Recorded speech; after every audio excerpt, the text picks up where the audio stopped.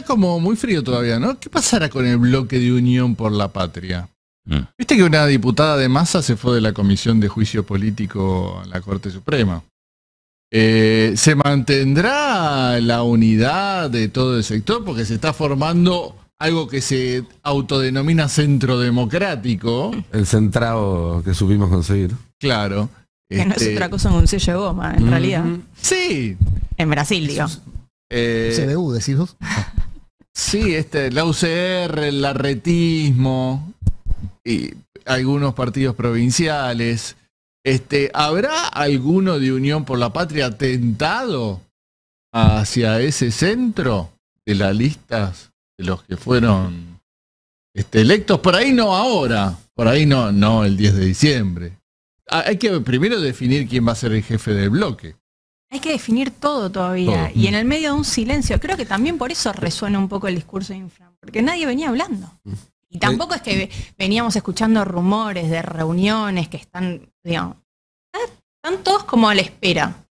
Y me parece que si Milei hace lo que dijo ayer a la noche, es poner quinta, que es lo que políticamente sería inteligente de su parte de manera estratégica, estamos en una situación de que, digamos, a mí yo veo difícil que un radicalismo y un larretismo que quedaron muy en offside en el balotaje, que nadie los escuchó, se sientan cómodos en este discurso de es esto la hiper, es esto golpismo, le vayan a plantar cara de manera muy tajante al nuevo gobierno. No les veo una base de legitimidad para hacer eso demasiado evidente, por lo menos. Ahí es interesante lo que vienen haciendo los radicales más cercanos al macrismo, caso Mario Negri, que vienen trabajando esa idea, el radicalismo cómplice. Pero no cómplice del ajuste, cómplice del kirchnerismo. Sí, sí, sí.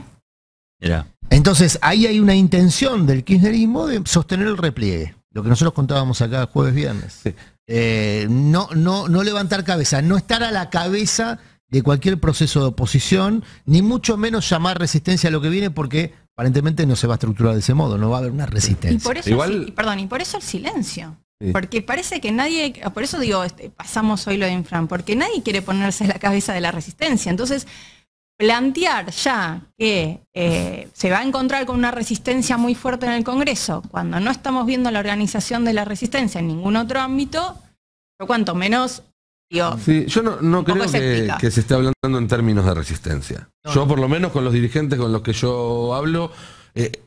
a propósito, evitan hablar de resistencia, creen que esa fue la estrategia para 2016 y 2017, que no funcionó del todo y que además las condiciones ahora son menos propicias para que una estrategia de ese tipo funcione. Prefieren hablar de oposición, prefieren hablar, en todo caso, de reconstrucción, ¿saben? Y me parece que es evidente que es necesario, digamos, encontrar o reencontrar fórmulas diferentes a las utilizadas en los últimos años para restablecer el vínculo con la sociedad. Entonces yo no veo esa idea de trinchera. Y en todo caso, esto es algo que sí preocupa, si se utiliza esa carta, guardarla para determinados momentos, para determinadas batallas. Como en su momento fue el 2x1, como en su momento fue, aunque no terminó teniendo éxito en el corto plazo, la reforma jubilatoria, donde sí hubo, digamos, ahí montado una estrategia de trinchera mucho más clara y puntual para obtener el resultado ante determinada iniciativa y no contra un gobierno que acaba de ser elegido con 55% Yo creo de los que, votos. a ver, el discurso de Infran es un llamado a ejercer oposición. No es exactamente lo mismo que un llamado a la resistencia. Exacto. En los términos históricos del peronismo. Es a ejercer oposición en base a cuál es el mandato recibido. ¿Cuál es el mandato que recibió el gobernador peronista, el diputado peronista? Y es un mandato de oposición. ¿Y desde qué lugar te vas a oponer? Bueno, desde ese mandato.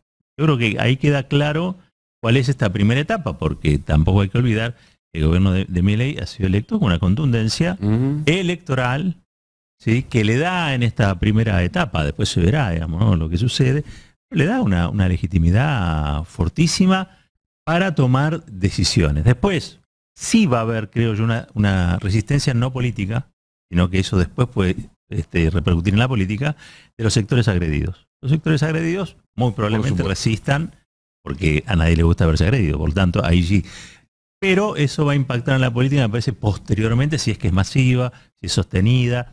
Creo que eso es posterior. En principio, el llamado de Infran es a ejercer la oposición en base al mandato popular recibido, es poner las cosas en su lugar. Sí, y hacerlo ahora también, Roberto. Sí, totalmente. Había una discusión ahí de respecto a los tiempos, ¿no? Sí. El kirchnerismo, Cristina, lo contamos acá, dijo, esperemos que choque solo, no hagamos nada, para que no nos acusen de ser golpistas, de ser destituyentes y demás. Claramente Infran advierte otra cosa, advierte que si la intención es acelerar de 0 a 100, aquello que se haga en el periodo de gracia, que tal vez no sean 100 días, tal vez sean 15, 20, 25, no importa, porque si ahí vos haces dos leyes ómnibus, una que es la de reforma del Estado, que te permite, en los términos noventistas, enajenar los bienes del Estado. Es como la LUC uruguaya. Claro, es que para mí es esa movida, supongo que es recomendada por Macri, me imagino, que está viendo eso, pero también yo digo que de la misma manera que estamos viendo que todavía no se reconfigura la oposición, yo también advierto mucha improvisación por parte del nuevo oficialismo. Digo, no solamente la danza de cargos, que ahí sí tengo que reconocer que hay algo de un apoyo electoral, no sé si sin condiciones, pero por lo menos no con un acuerdo cerrado, porque si no, no veríamos esta pulseada constante, pero también una improvisación muy grande. Lo vemos, por ejemplo, en el viaje a Estados Unidos. Milei no tenía agenda hace 3 días. Y la agenda, declaradamente, se la armó el embajador de Estados Unidos. Lo contó él mismo a la prensa. Yo no puedo confirmar si estaba dentro del avión, pero sí me dijeron que viajaba también. Pero digo, es llamativo. Él hace un primer viaje a Estados Unidos como todo un gesto y tiene la parada de Nueva York, que lo único que sabemos confirmado es una visita a la tumba de un rabino. Eso es otra discusión que podemos dar en un momento sobre Milei. Y lo otro es por lo menos confirmada, una reunión de funcionarios. Ellos dicen de primer nivel, yo diría segunda o tercera línea. No va a estar Biden, no va a estar el secretario de Estado Blinken. González, ¿no? Va a estar González, va a estar Kevin Sullivan, que es el encargado para América Latina del Departamento de Estados. Dijeron que va a estar gente del Tesoro, pero no dieron nombres. Todos en una misma reunión introductoria para conocerse. Como acá los eufemismos que usa Adri, es un abrazo del oso. ¿Por qué? Porque, digamos, esto pasa después de que diga que Trump viene a visitarlo en la Argentina, después de que el gobierno de Biden diga que no va a venir a la Asunción y que va a mandar una delegación. No sabemos si Trump va a venir o no a la Asunción, pero sabemos que va a venir y eso es todo un gesto. A 4 o 5 semanas de que empiecen las primarias, o sea, que empiece el calendario electoral en Estados Unidos, la verdad que yo creo que a la Casa Blanca no le interesa que tenga, primero que Argentina sigue siendo un socio relevante en Sudamérica para Estados Unidos, y no le interesa que tenga un referente en lo que ellos siguen considerando su patio trasero, creo, que sea un aliado tan directo y tan elogioso de Trump. Entonces le armaron medio a las apuradas una reunión. Qué linda internacional se va a armar, ¿no? Acá va a venir Víctor Orbán, vino Bolsonaro. Bolsonaro con gobernadores bolsonaristas, que son el contrapeso de Lula en términos de institucionalidad en Brasil.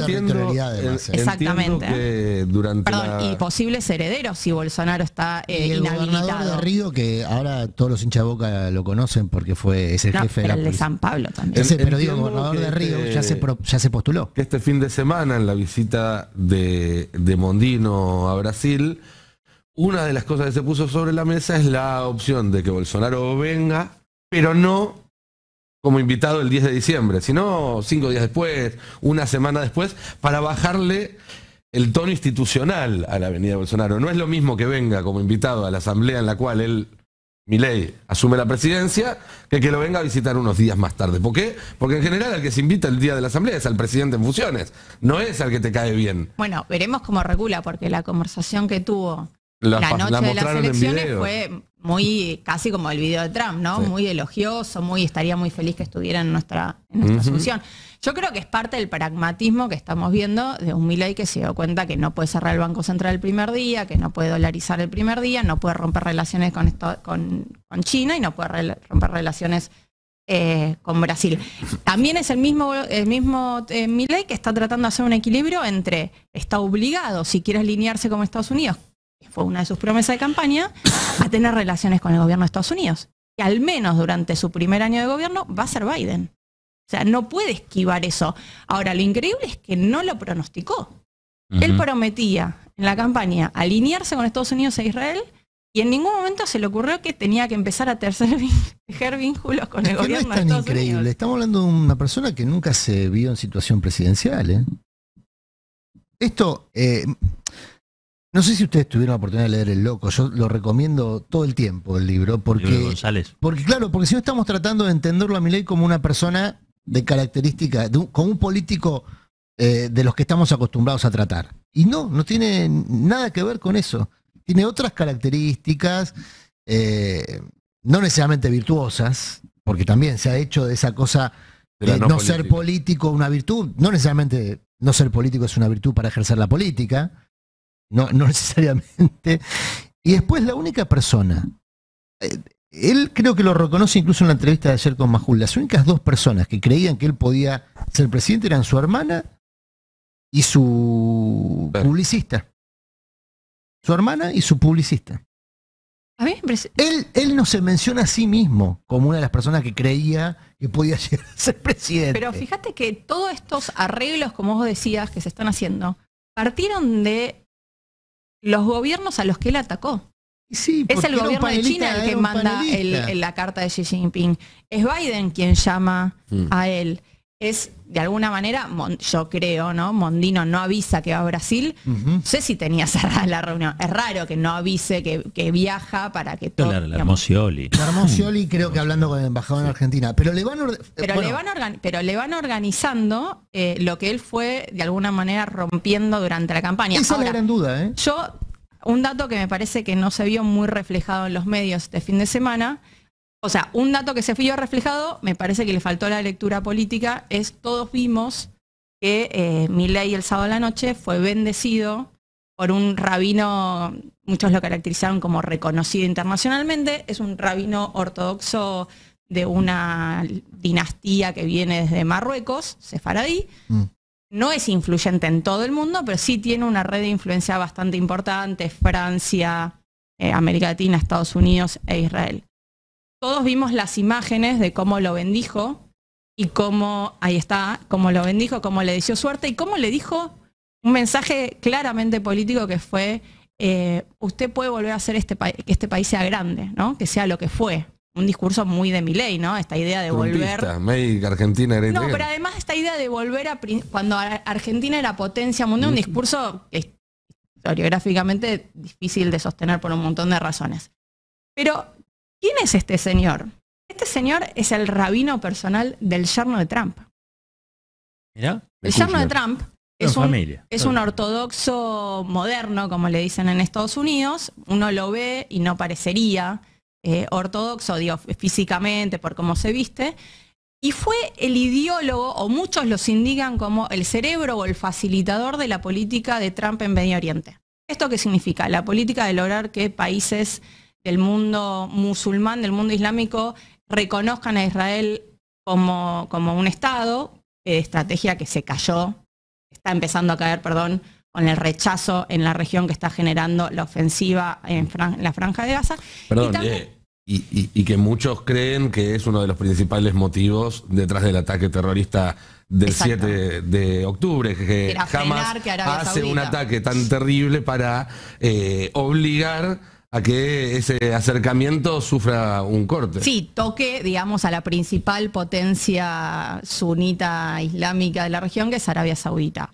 También es el ideólogo de los aliados, de que Estados Unidos presiona a sus aliados para que muden su embajada de Tel Aviv a Jerusalén. Promesa que hizo Milei, ¿no? Entonces, digo, es también llamativo que a 3 días de irse a tener sus primeros vínculos oficiales con el gobierno de Biden, tiene esta reunión con una persona muy vinculada. Acá lo vemos cuando el que tiene la corbata, para los que están mirando, los que tienen la corbata media roja, es el yerno, Jared Kushner, de Trump, y abrazándose al mismo rabino que bendijo este fin de semana en Balvanera a Milei.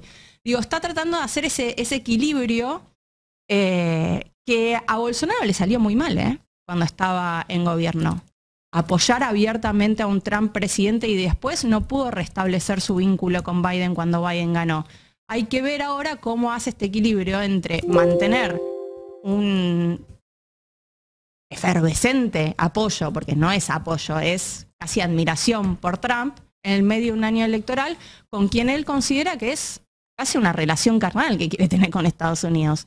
Así que me parece que ese es otro equilibrio que no sé cómo lo va a conseguir. Acá la discusión es ¿qué entorno va a prevalecer sobre los otros? ¿Qué política se despliega? Pero está claro que no hay impronta de Milei en sus políticas, porque la impronta de Milei era el panelista, era el que consideraba que Lula era un comunista no sé qué, y corrupto, y que no había que tener... Esa es la impronta de Milei. Bueno, esas políticas no se van a aplicar. Ni lo del Banco Central, ni lo de la organización, ni repudiar a Lula, eso no se va a aplicar. Ahora, no sabemos qué se va a aplicar, porque ahora estamos viendo qué entorno prevalece. Si es el entorno de Macri, creando un presidente y no sabemos cuál es todavía. No sabemos qué presidente va a ser. Porque su impronta no es la que se va a ejecutar, está claro. Digamos, no. Él había dicho que tenía ministro de Economía y ahora todo. Bueno, tampoco está soltando tan fácil. Porque si no ya tendríamos confirmado un ministro de Economía y un titular del Banco Central. Ahí hay una puja. Pero porque Macri no está convencido de que sea Caputo. Pero no es solamente eso. También si vos tengas cuestión... que están rumoreando un nombre de un titular del Banco Central y tengas a Caputo diciéndole a banqueros... Sí, y que tengas a Caputo diciéndole a banqueros no se va a cerrar el Banco Central y a los 2 minutos un comunicado oficial de la oficina del presidente electo diciendo pero se va a cerrar. Pero esa historia es muy simple de contar, ¿eh? Caputo no quería a Reidel. No lo quería porque Reidel forma parte del dispositivo de Sturzenegger. Macri no lo quiere Sturzenegger. Caputo no se lleva bien con Sturzenegger. De hecho, Caputo lo denunció a Sturzenegger en la justicia. O sea, Caputo denunció a Sturzenegger y a Reidel cuando fue a declarar por una de las causas que tiene Caputo. O sea, no tienen buen vínculo con Reidel. O sea, lo veta Caputo. Hay otra cuestión, que es que entre Macri... No, Milei no tiene nada que ver con toda esta decisión. No, pero entre Macri y Milei se está dando una especie de juego de gato y ratón, donde los dos están convencidos de que son el gato. Entonces, Milei cree que puede usar a Macri para estabilizar sin que se le descontrole la política y que una vez que está acomodado todo, él va a poder avanzar con sus planes, dolarización, cierre del Banco Central y demás. Macri cree que puede usarlo a Milei para que tome todas las medidas impopulares que Macri no se animó a tomar cuando era su culo el que estaba en el asiento, que eso lo va a prender fuego y que él después va a poder ordenar la sucesión para derivarla hacia Ritondo, hacia Villarroel o quien él disponga. Entonces están los dos pensando que están usando al otro para después quedarse con todo. Y la verdad es que lo más probable no es que gane uno o gane otro, sino que vayamos a otros 4 años donde haya un poder compartido, disputado, que nos va a hacer extrañar a Alberto y a Cristina. Porque va a ser una dinámica similar sobre una base de violencia legitimada desde la cúpula mucho más grande que la que hubo en los últimos 4 años. Y en el medio de un proceso no de tratar de contener las variables para que todo no se vaya a la mierda, sino de rifa, de negocios y de todo lo que ya sabemos. Entonces ahí yo creo que ese es el escenario más peligroso. Que haya un vacío de poder porque la disputa nunca se resuelva. No desprecio la inteligencia ni la ambición de nadie que llegue a presidente. No, claro, por supuesto. O sea, acá estamos hablando de 2 personas que llegaron al mismo lugar. Una persona que llega a ser presidente es ambicioso y es inteligente. Ahora... Después, en la comparación con otros que están más o menos en la misma posición, que en este caso sería Macri, me parece que Milei tiene poquito para confrontar. Tiene sus características públicas, digamos, esa condición de outsider, que es algo que le permitió ganarle al macrismo en su fase tradicional, digamos, su presentación tradicional, su envase tradicional, que era Bullrich. Pero no tiene mucho más recursos que eso, ¿eh? Bueno, va a ser presidente. Va a tener la lapicera. Ahora, lo cual hemos visto en los últimos 4 años. Claro, tener la lapicera y usarla y cómo la usás son 3 situaciones que no siempre son compatibles. Pero cuando la tenés vos no la tiene otro. No hay nadie más que pueda poner el gancho. Sí, está bien, pero también se puede obturar el uso de la lapicera. Lo que vimos en los últimos 4 años fue un señor que tenía la lapicera y no es que no la usó por falta de voluntad. No, tuvo la voluntad de no usarla. Sí, pero tampoco fue la única condición del el gobierno fallido ese, digamos. Porque las posibilidades de Cristina para, en tal caso, secarle la tinta también eran muy importantes. ¿No? Entonces, yo creo que estamos en un esquema que puede derivar en una dinámica similar. Exactamente. Entonces, pero está bien, pero la diferencia es que Milei, a diferencia de Alberto, me parece, no tiene condiciones políticas de consenso. Sí. Alberto sí podía armar consenso, de hecho intentó en algún momento armar consensos no cristinistas. Me cuesta encontrarle la dinámica a este gobierno, ¿no? Un tipo como Milei, aparte, ya lo comenté el otro día, él dice que se va a quedar en Olivo, que no va a salir de ahí. Pose, jefe de gabinete, que bueno, estuve viendo que es un tipo muy parco, que no, primero no sabe nada de política, tipo ya grande, cerca de los 60 años, no conoce a nadie de la política, viene del mundo empresarial, y dice que es muy parco, el tipo habla muy poco, qué sé yo. Digo, ¿cómo va a ser la dinámica de este gobierno que va a necesitar muchísima política para armar, siendo que no tiene gobernador, no tiene intendente, no tiene casi bloques importantes? Me cuesta ver la dinámica, ¿no? De cómo va a funcionar. En esa debilidad creo que también se explica que no haya una confrontación abierta entre Milei y Macri. Milei no puede confrontar abiertamente con Macri. Tiene que de alguna manera contenerlo y pulsear, digamos, ¿no? ¿Qué es lo que se está viendo? Bueno, que ahí está el entorno de los empresarios. Por eso hay varios entornos disputando el control del gobierno. Uno de los entornos es el entorno empresario, el de Pose y compañía. Ahí Francos pareciera funcionar como un articulador entre estos dos entornos, el entorno empresario, porque viene de esa incubadora, la incubadora Unequian junto a Pose. Pero viene de la política también. Pero al mismo tiempo tiene una historia con la política que está muy vinculada a Scioli. Por ejemplo, lo que vimos este fin de semana de Scioli está muy relacionado con su vínculo personal con Francos. Franco no fue funcionario del Banco Provincia con Scioli. Bueno, sí. Y recordemos que era funcionario de este gobierno, hasta hace un mes. Sí. O sea que Franco pareciera ser el articulador político de estos entornos que hay que ver si son articulables o uno prevalece sobre otro. Que en algún punto es el mismo proceso que pasó al principio de los 90 con Menem. Menem hace prevalecer un entorno, que es el entorno empresario, que no era el entorno natural de Menem. El entorno natural de Menem era más de políticos de segunda línea, ¿no? Bauzá, Herman González. Herman González no era primera línea de la política. Coban, político de segunda línea. Ese era el entorno de Menem. Compra el entorno que le ofrecen, Bungeibón, las corporaciones. Y Cavallo hace una operación muy interesante en la cual se termina cargando todos los entornos y se queda con el gobierno. Claro, Menem no es Milei. Era un tipo de la política, que era audaz, era astuto, tenía otras condiciones y además tenía un proyecto de poder, personal y colectivo. A mí me da la impresión, yo viéndolo a Milei, yo creo que tiene cierta astucia. Estamos hablando de alguien que hay cosas que intuitivamente me parece que maneja. Sí creo que él va a tener la lapicera, pero la Secretaría Legal y Técnica la va a tener el macrismo. Esa es la impresión que yo tengo. No ha sonado, pero digo, si vos pensás en... Igual si entregás Legal y Técnica, es como entregar la llave del gobierno directamente. Pocos cargos más de confianza que ese. Entregaste tu casa para irte a vivir a un hotel. Porque me parece que allí está más controlado, me parece que... Y te transformaste el hotel en un set de televisión de La Nación Más. ¿Sí? Para que vayan ahí y te hagan las correcciones al aire de lo que tenés que decir. Es una especie de coacheo que le hicieron el canal macrista al presidente de la Nación. Ahora, yo creo que él lo sabe, creo que es intuitivo. No puedo decir que Milei sea manipulable. No. Es intuitivo. Sabe que su triunfo dependió de este poder. Sabe que también que el Estado tiene miles de lugares para ocupar y no tiene cómo. O sea, entiendo yo, han hecho una convocatoria, yo no sé si el hermano quién ha hecho una convocatoria para ocupar cargos en el Estado, abierta, con currículum. ¿Sí? O sea, por fuera de la política. Si a vos te interesa, vení y poné esta bolsa de trabajo, te vamos a decir a dónde. Te juro.